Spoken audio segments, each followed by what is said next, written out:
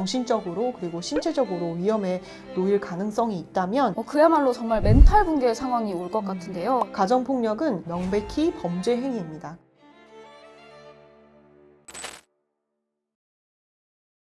안녕하세요. 이혼에 대한 법률 궁금증을 해결해 나가는 이혼그룹톡의 진행을 맡은 법무법인 대륜 아나운서 정혜지입니다. 네, 안녕하세요. 법무법인 대륜 이혼그룹의 장아람 변호사입니다.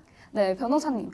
오늘은 또 협의이혼에 이어서 재판상 이혼 사례에 대해서 준비해 오셨다고 들었는데요. 이 경우는 정말 사례가 많을 것 같아요. 네, 그렇죠. 이혼에는 정말 다양한 사유들이 있는데요. 대표적인 예로는 배우자의 부정행위, 그리고 성격 차이, 또 고부 갈등, 폭력이나 학대, 알코올 중독, 아동 학대 등 더 말하기 힘들 정도죠. 최근 또 예능이나 다큐 같은 그런 방송에서도 또 이혼을 다룰 만큼 정말 다양한 사례들이 있더라고요. 그럼 저희 이혼그룹톡에는 또 어떤 사연이 도착해 있을지 사연을 듣고 변호사님과 함께 이야기 나눠보도록 하겠습니다. 안녕하세요, 변호사님. 저는 지난 10년간 남편의 폭언과 폭력으로 인해 지옥 같은 삶을 살아왔습니다. 연애 때만 해도 모두의 부러움을 샀던 착하고 다정한 사람이었는데 결혼 후 사소한 다툼에 말대꾸를 한다는 이유로 물건을 부수고 어깨를 밀치는 등의 폭력이 시작됐습니다. 나만 참으면 가정을 지킬 수 있으니까, 아직 아이가 어리니까 이렇게 마음먹고 독하게 버텨왔는데 집안 청소를 해놓지 않았다는 이유로 아이에게까지 손찌검을 하는 남편을 보고 지금까지의 제가 너무 한심해졌습니다. 곧바로 이혼을 요구했지만 남편은 절대 응하지 않겠다며 오히려 화를 냈고 보복이 두려워 아이와 함께 집을 나와 별거 중입니다. 계속 전화와 문자로 불을 지른다, 죽인다 등의 협박이 이어지고 있는데 남편이 무서워 밖에 나가지도 못하고 있는 저를 도와주실 수 있을까요? 네, 정말 안타까운 사연입니다. 요즘도 가정폭력으로 인한 이혼은 정말 꽤 빈번하게 일어나고 있는데요. 의외로 가정폭력에 대한 이혼 상담을 정말 많이 받고 있어요. 특히 코로나 시기 이후로 이런 일들이 굉장히 많이 발생을 했죠. 최근까지도 이렇게 가정폭력이 많이 일어나고 있다는 게 참 충격인 것 같아요. 직접적인 폭행이 아니라고 하더라도 폭언을 하신다거나 모욕을 하신다거나 강요를 하신다거나 재물손괴를 하시는 경우, 이 모두가 다 가정폭력에 해당합니다. 다른 건 몰라도 이런 폭력으로 인한 이혼만큼은 좀 사라졌으면 좋겠습니다. 그럼 이런 경우에는 또 어떻게 해야 하는 걸까요? 일단 배우자로부터 폭력을 당하셨다면 경찰에 신고부터 먼저 하셔서 신변 안전을 확보를 하셔야 됩니다. 가정폭력은 이혼 사유가 될 뿐만 아니라 명백히 범죄 행위입니다. 지체하지 마시고 경찰에 신고하셔서 도움을 받아보시기를 권장드립니다. 하지만 또 이러한 일을 알리는 것 자체가 큰 용기가 필요할 것 같아요. 네, 맞습니다. 가정 문제는 또 주변에 알리고 싶지도 않은 문제이기 때문에 혼자서 고민하시고 혼자서만 이런 어려움을 가지고 가시는 분들이 좀 많습니다. 하지만 가정폭력은 반복적이고 또 상습적으로 이루어지기 때문에 그런 생각은 정말 위험하고요. 자기 자신을 위해서 그리고 본인의 자녀를 위해서라도 안전하게 이혼을 준비하셔야 됩니다. 참 슬픈 말이지만 요즘은 또 안전이별이라는 말도 있으니까요. 사연자분처럼 이렇게 이혼 신청 후에 남편이 폭언이나 협박을 하면 그야말로 정말 멘탈 붕괴 상황이 올 것 같은데요. 이런 경우에 변호사님이 좀 도움을 주실 부분은 없을까요? 그렇죠. 실제로 이런 경우가 정말 많이 있습니다. 정신적으로 그리고 신체적으로 위험에 놓일 가능성이 있다면 이후 피해자 보호명령 청구로 또 보호받아야 합니다. 피해자 보호명령이라는 말이 좀 생소하게 느껴지는 것 같은데 어떤 것들인가요? 피해자 보호명령은요, 피해자가 신변의 안전을 위해서 법원에 보호를 요청하는 건데요.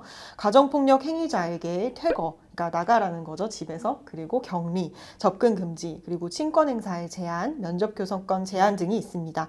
전화로 오는 폭언이나 협박을 막기 위해서 전기통신을 이용한 접근도 막을 수 있죠. 이거는 본인과 법정 대리인이 신청하실 수 있고요. 원칙적으로는 1년이라는 기간을 초과할 수 없지만 기간 연장이 필요하다면 2개월 단위로 연장이 가능하고 최대 3년까지 연장이 가능합니다. 근데 상대의 자유를 좀 일부 억압하는 조치이기 때문에 상세한 서류와 증거가 필요할 것 같아요.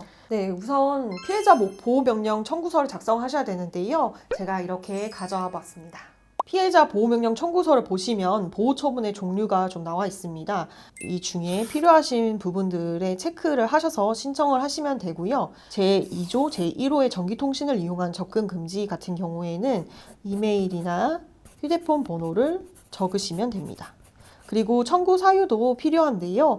피해를 받았던 기간과 피해 사실을 가능한 구체적으로 적시를 해주시면 됩니다. 첨부 서류로는 주민등록 등본과 피해자와 행위자 간의 관계를 확인할 수 있는 가족관계 증명서, 기본증명서, 그리고 피해 사실을 설명할 수 있는 자료들이 좀 필요하고요. 여기서는 진단서와 사진, 진술서 등을 첨부를 해주시면 좋습니다. 이 자료들은 많으면 많을수록 좋고요. 이 서류들을 첨부하셔서 접수를 하시면 됩니다.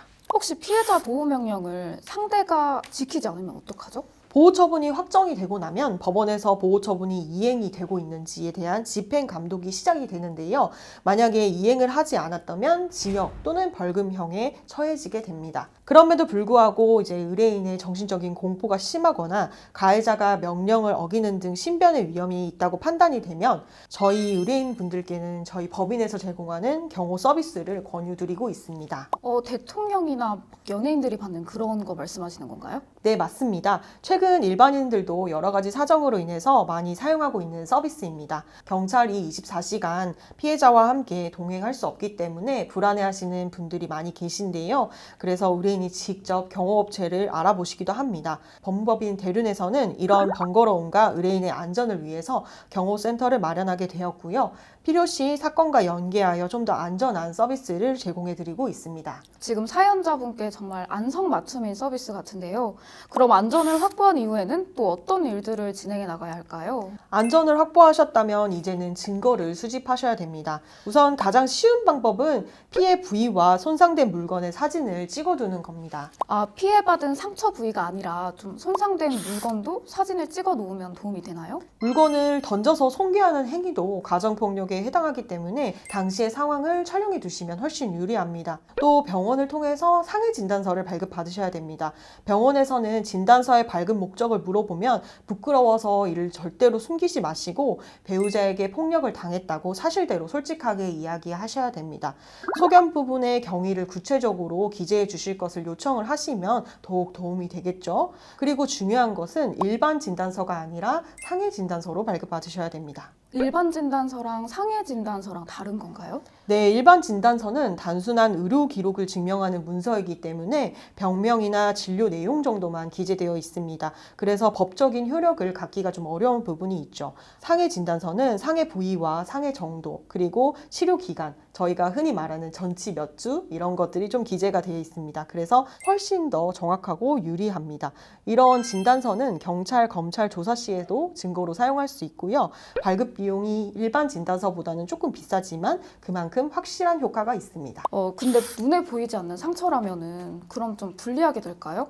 가정폭력은 좀 신체적인 상처 외에도 정신적으로도 고통이 따르잖아요. 네, 눈에 보이지 않는다고 상처가 없는 건 아니죠. 통증이나 두통, 어지러움도 진단이 가능하고요. 그것 외에 정신적 충격으로 인해서 정신과나 심리상담센터를 이용을 했다면 이곳에서도 진단서를 발급받으실 수 있습니다. 그리고 폭언이나 협박 당시 녹음이 된 통화 녹취, 주고받은 문자 메시지, 그리고 카카오톡 메신저 같은 내용 역시 캡처를 해서 충분히 증거로 수집해 두셔야 됩니다. 이웃이나 친구, 그리고 가족 등의 목격자 진술 역시 효력이 있습니다. 사연자분은 피해자가 자녀이자 목격자겠네요. 그렇습니다. 이 경우에 자녀가 직접 증명을 해도 되고 가정법원에서 이루어지는 면담 등으로도 또 진행할 수 있습니다. 그리고 사연자분의 경우에는 남편이 아이에게 손찌검을 했다고 하니까 또 아동복지법 위반에도 해당합니다. 직접적인 폭행이 이루어지지 않았다고 하더라도 아이가 지켜보는 앞에서 폭언과 폭행을 하는 것 역시 아동복지법 위반에 해당합니다. 그래도 이렇게 증거와 목격자를 많이 확보해 놓으면 이혼 소송 시에 또 유리하겠죠? 네, 물론입니다. 이혼 소송 시는 물론이고요. 형사 소송을 통해서도 유리하게 또 작용을 할 수 있습니다. 이혼과 별개로 앞서 말씀드린 것과 같이 폭력은 범죄 행위이기 때문에 형사 고소가 가능한데요. 가해자는 형법에 따라서 징역형과 벌금형 등으로 처벌을 받게 됩니다. 더욱 강력한 법적인 책임을 묻게 되는 거죠. 근데 또 형사 사건을 동시에 진행하게 되면 안 그래도 혼란스러운 상황이 더 복잡해지거나 하는 그런 우려사항이 있을 것 같은데. 네, 솔직히 말씀드리면 맞습니다. 아무래도 법적 절차도 또 많아지고 의뢰인분이 받으시는 스트레스도 훨씬 많이 늘어나게 됩니다. 하지만 함께 진행하길 권장드리는 이유를 제가 3가지로 좀 정리해서 말씀드리도록 하겠습니다. 일단 첫 번째로는 형사 고소를 통해서 폭력이 인정된다면 상대방은 유책 배우자로 확정이 되기 때문에 상대방이 이혼을 원하지 않아도 이혼을 진행시킬 수 있다는 장점이 있습니다. 그래서 이 경우에는 또 합의금과 위자료도 비교적 더 높은 금액으로 배상을 받을 수도 있죠. 그리고 두 번째로 형사 고소를 하시게 되면 경찰이나 검찰이 직접 수사를 하게 되는데요. 수사기관으로부터 받은 공적인 문서는 이혼 소송 시에도 아주 강력한 증거가 됩니다. 그래서 피해자분께 훨씬 유리하겠죠. 그리고 세 번째로 무엇보다도 확실하게 안전을 보장받으실 수 있다는 장점이 있습니다. 좀 더 강력한 법적 보호를 받으실 수 있고요. 그리고 가해자 역시 재판을 앞두고 있기 때문에 보복이나 스토킹 등의 행동을 섣부르게 하기 힘들 겁니다. 이혼 소송과 함께 형사 고소도 동시에 진행을 해도 변호사가 최선을 다해서 이를 돕기 때문에 너무 어렵게만 생각하지 않으셨으면 좋겠습니다. 네, 정말 깔끔하게 정리해 주셔서 깜짝 놀랐습니다.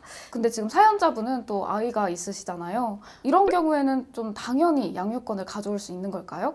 폭력적인 남편에게 제 아이를 맡긴다고 생각하면 저는 아이를 지키기 위해서라도 이혼을 못할 것 같아요. 많은 분들이 걱정하시는 부분이기도 합니다. 사실상 폭력 사실이 있는 배우자 그리고 아동복지법 위반 행위까지 했던 배우자라면 친권이나 양육권을 가져오기는 쉽지 않을 겁니다.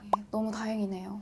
네, 가정폭력에 의한 이혼은 형사 고소의 이혼 소송까지 굉장히 복잡하게 느껴지실 수 있는데요. 그렇기 때문에 반드시 전략적인 법적 대응이 필요합니다. 그래서 법무법인 대륜을 통해서 좌절하지 않으시고 행복한 미래를 그려 나가시기를 바라겠습니다. 맞습니다. 본인의 안전과 미래를 지키기 위한 안전 이혼 꼭 기억해 두겠습니다. 이제 재산 분할이나 위자료처럼 그런 이혼의 현실적인 부분에 대해서도 이야기 나눠봐야 될 것 같은데요. 또 중요한 이야기인 만큼 다음 시간에 변호사님과 다시 만나 뵙도록 하겠습니다. 네, 좋습니다. 열심히 준비해 오도록 하겠습니다. 저도 많은 분들이 궁금해하시는 그런 질문들을 잔뜩 가져와야겠어요. 오늘도 긴 시간 함께 해주셔서 감사합니다, 변호사님. 네, 해당 내용 외에도 이혼에 관해서 궁금하신 점이 있으시다면 댓글을 남겨주시면 좋을 것 같습니다. 제가 성실하게 답변을 해드리도록 하겠습니다. 저희 대륜의 유튜브 채널 구독과 알림 설정까지 부탁드리면서 오늘은 이만 인사드리겠습니다. 지금까지 아나운서 정예지, 장아람 변호사였습니다. 감사합니다.